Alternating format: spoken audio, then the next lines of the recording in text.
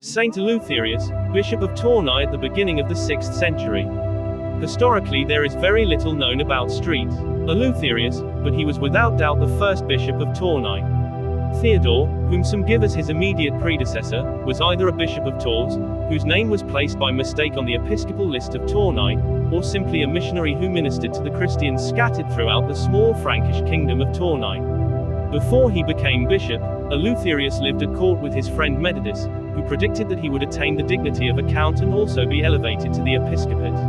After Clovis, king of the Franks, had been converted to Christianity, in 496, with more than 3,000 of his subjects, bishops took part in the royal councils.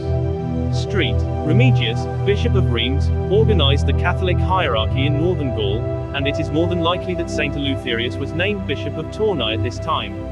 The Nelson Atkins Museum of Art in Kansas City, Missouri. The saint's biography in its present form was really an invention of Henry of Tournai in the 12th century. According to this, Eleutherius was born at Tournai towards the end of the reign of Childeric, the father of Clovis, of a Christian family descended from Irenus, who had been baptized by Saint Pietus. His father's name was Terranus, and his mother's Blanda. Persecution by the tribune of the Scheldt obliged the Christians to flee from Tournai and take refuge in the village of Blandinium. The conversion of Clovis, however, enabled the small community to reassemble and build at Blandinium a church, which was dedicated to Saint Peter. Theodore was made bishop of Tournai, and Eleutherius succeeded him. Consulted by Pope Hormisdas as to the best means of eradicating the heresy which threatened nascent Christianity, Eleutherius convened a synod and publicly confounded the heretics. They vowed vengeance, and as he was on his way to the church, one day, they fell on him and, after beating him unmercifully, left him for dead. He recovered, however, but his days were numbered.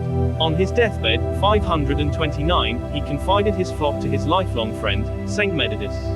The motive underlying this biography invented by Canon Henry, 1141, was to prove the antiquity of the Church of Tournai, which from the end of the 11th century had been trying to free itself from the jurisdiction of the bishops of Noyon. The sermons on the Trinity, Nativity, and the Feast of the Annunciation, Bibliotheca Patrum, Volume 15, sometimes attributed to Saint Eleutherius, are also of a more than doubtful authenticity.